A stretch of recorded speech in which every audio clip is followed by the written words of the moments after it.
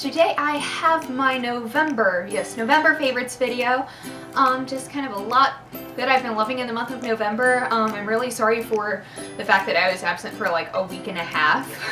During this month I was in a play and things happened and life was difficult, but I'm back now. Also, I apologize for my background. I don't know if you can tell what a mess it is, but I have a craft project going on right now, and that's my only flat surface big enough to do it, so I have to wait for everything to dry, and it's not dry yet. Also, you will notice my hands. Yeah, I was dyeing my friend's hair last night, and yeah, I didn't use gloves because I like to live dangerously. But anyway, now that that's out of the way, let's just get started. Okay, so I have two eyeshadow palette favorites. One is probably very obvious to y'all. It is the Urban Decay Full Spectrum eyeshadow palette. I have done a full-on like review and tutorial using this. This palette is just like absolutely perfect. Last year I missed out on the Kat Von D Mi Vida Loco Remix palette, and so I just really needed just like a straight up rainbow palette in my life. And this has been it for me. I still haven't, like, there's so many shades in it, and I still haven't had a chance to use all of the shades because there's so many. But the ones I've had a lot of luck with, especially like the middle row right there, it's really worked really well. Just like a lot of matte, bright shades with some shimmers in there, and it's just really good. Like, if you can get your hands on this, do it. And the other one is more limited edition. It is the Morphe and Kathleenlights eyeshadow palette. I know it's sold out right now, but I think she said that it's coming back again around like before Christmas or something. This is what it looks like. It's really, really pretty. This is what I'm rocking on my eyes right now, since I figured with the other one I've already shown y'all like a little tutorial on this. So right now I have this shade on my lids, this one in my crease, this on the inner corner, that on the brow bone, and I think that's all I have. Yeah, it's really good. During the play that I was in the Laramie Project, which it basically talked about the hate crime against Matthew Shepard and what happened in the town afterwards. If you haven't read it, you really should. It's really good, and especially in like the current political climate, I feel as though it's very, very relevant and very eye-opening. But on opening night, since it was kind of like a small group production at my school, a lot, like I think about 6 different people asked me to do their makeup for opening night, so I did, and there were people of all sorts of like pale, really, really pale to really, really dark skin tones. And this was the palette that I used on everybody. It was really, really good to do like just neutral looks that worked on a whole bunch of different skin tones, which makes me so happy because it's very rare to find a palette like that. I will say that there is like a lot of fallout from some of the shades, especially like this matte black. With that one, there is more fallout than after this election. Ayy. Too soon. Too soon. They are really, really pigmented and really good. I was so scared because I'd never ordered from Morphe before, and I know things can kind of be hit or miss, but I definitely feel as though this palette is a hit. Okay, so this one I might be calling a little bit too soon because I ordered it during the VIB sale. But this is the Becca Blushed with Light palette, and ever since I've gotten it, on the days that I wear makeup, ever since I've gotten it, I have used it every single day. Right now I'm wearing a combination of the 2 blushes on the end, and I just think it's really pretty. And for somebody who's like starting to like blush a bit more but not really willing to delve into the weirdest, brightest colors in existence, this is a really good place to kind of like go with. And I just really like mixing the colors in it and wearing it on my face, so that's why it's a favorite. Okay, so this one is also a favorite because of me being in the production. It is the Faced Chocolate Soleil bronzer. For that I had to do a bit more natural makeup since I was playing like 5 different characters. I was like a 19-year-old boy, a priest, one of the company members, a local shop owner, and the girlfriend of one of the accused. which that's a lot of different characters, so I had to do a bit more natural makeup and kind of keep myself looking gender neutral-ish, which I was having trouble with because I don't know what natural everyday makeup actually is because I don't do it. This kind of helped add more like definition and stuff to my face. I think I said it before, to Faced Chocolate Soleil. And again, I got to use this on a bunch of different people as well for this production, and it's just really good to just kind of add like a natural glow. You can kind of see it's not what I use to contour my face with or anything because I don't contour with bronzer because you just shouldn't do that, but I did put it like on my face and you can see like the bronzy glowiness, and it just really works to add just like a lot of like natural depth and glow to your face.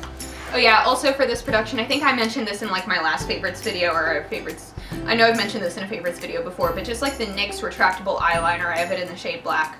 This is like an essential for me in my makeup kit. I need to like buy more so I can just have a whole bunch all at once so that I never run out, because I did like halfway through the weekend. But this is just really good if you just want like a good cheap black liner that you don't have to worry about sharpening, because this is a mechanical one. I hate liners that you have to sharpen. This is really good. Go and get it. Okay, so 2 lip products. I'm going to start with the one that I'm wearing right now. It is the NYX Lip Lingerie in the shade Exotic. I'm pretty certain this is a dupe for Kat Von D Lolita, the original. That's what it seems like in my collection anyway, but this is also one that I've kind of been using as like a nude, rosy, neutral lip this entire month. I feel like it goes with it very well, and I really like this formula.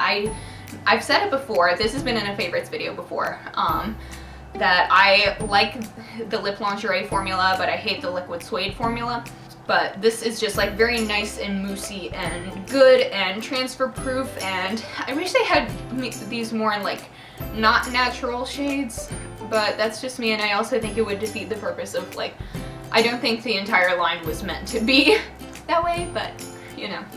This is the Urban Decay, crap, I always want to say Revolution lipsticks. They're the Vice lipsticks now, but this is in the shade Anarchy, which is this really pretty bright bluish pink. I've been really liking it for the days that I have to go natural because of the show or whatever, but taking it like an easy way for me to do something bright and fun and out there during the day, and being able to just like easily take that off and change my look into a more neutral look. So this has just been really good. It's really comfortable to wear. I don't have a lot of pink lipsticks in my collection, but this is kind of prompting me to want to wear pink lipstick more. Okay, also because of the play. A lot of the things I've been loving this month is because of the play, because that's been like taking over my life right now, honestly, but that's okay.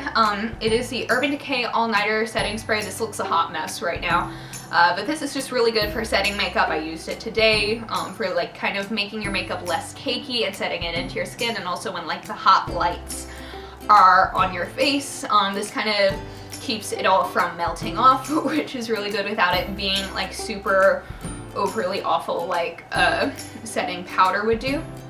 So that's good. Okay, and I've also been loving this Ion Repair BB Cream. I got this at Sally Beauty when I went to go get some bleach. It's vegan. It's like a 10-in-1 thing. I have no idea what this is actually supposed to do, but I bought it because I like to use hair masks after I bleach my hair, and I've just kind of been using this on a pretty consistent basis, like every 2 or 3 days. Because I don't want to put too much of it in there. It's just like a leave-in conditioner. I don't want to put it in there too often because my hair is really thick, but it could weigh down my hair. But this has just been really good for kind of repairing my hair, and it's made my hair like really, really soft, and kind of just like healing it, and it feels really, really good. And the last thing I've been loving is the Ulla Henriksen Sheer Transformation Cream Moisturizer or whatever. I've been using this on my face on a nightly basis. I used to use like this gel cream stuff from like Formula 10.0.6, but then I got a sample of this as like a 100-point perk from Sephora, and I started trying that out, and it's like it does like a better job than like gels do on my skin. It like really just like sinks into my skin and gives me a lot of moisture, which is really good. But since my skin is kind of like oily a little bit, this is really good for that because it doesn't add any sort of extra oil onto my skin. It just kind of makes it feel like naturally soft and smooth, and it just kind of helps my makeup go on when I put it on in that following morning. It just kind of helps my makeup go on even smoother, and it's just very, very nice. One non-makeup or skincare or hair care favorite. I saw Fantastic Beasts and Where to Find Them this past weekend, and oh my goodness, it is so good. Like, I don't like a couple of the casting choices because of my feminist social justice brain that I can't turn off, but oh my gosh, it was so good.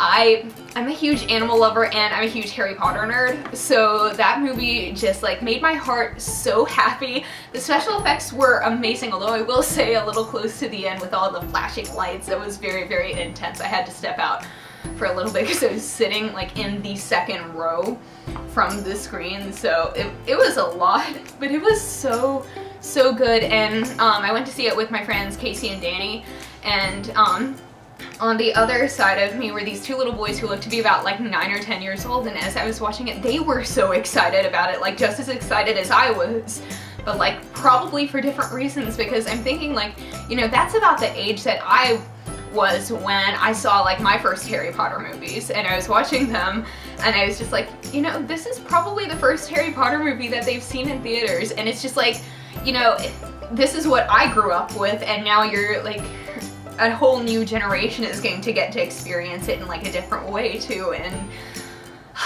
it's such a good film. If you haven't seen it, you need to. Oh my goodness, it's so lovely. Alright y'all, thank you so much for watching. Please be sure to give this video a thumbs up if you liked it, and subscribe if you want to see more videos from me, and I will see you on my next video. I hope you'll have a wonderful day. Bye!